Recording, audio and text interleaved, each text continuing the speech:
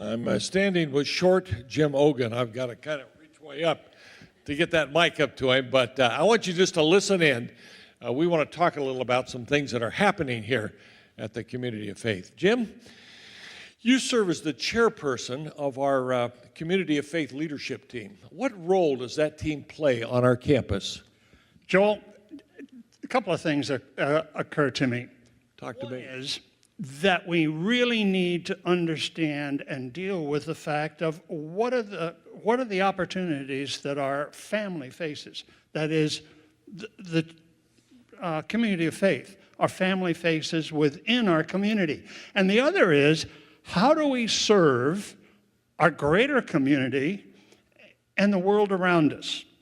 Let me give you a couple of examples. Communications across the campus. Who hears about us and what do they hear? What about finances? I hope you all picked up the annual plan, 2015 annual plan, and on the back page, you'll find the budget that the leadership team spent a lot of time dealing with and building. Take a look at that budget. Other things like materials and teaching and chairs. Now, you didn't know chairs were important. Let me tell you why. Because a couple of months ago, one of the members of our leadership team saw that there was kind of a block up in the back of the auditorium. Some scooters and wheelchairs and a lot of people, and sometimes the exits were blocked, and it got to be kind of a problem back there.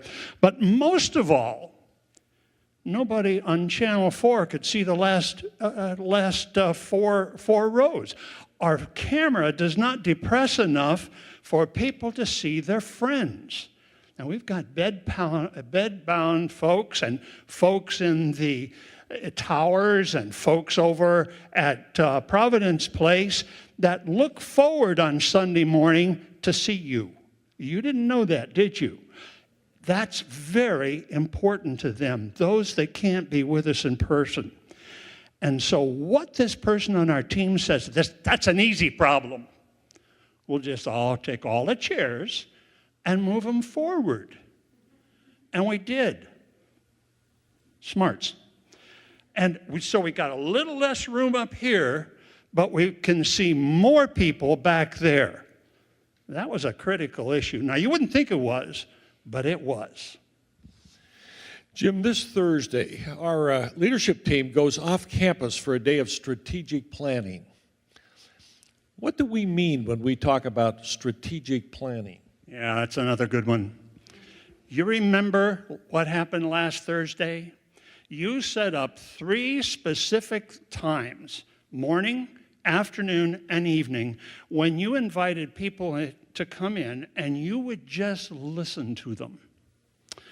Well, out of those 3 meetings, we got 155 observation needs and suggestions. No, 159.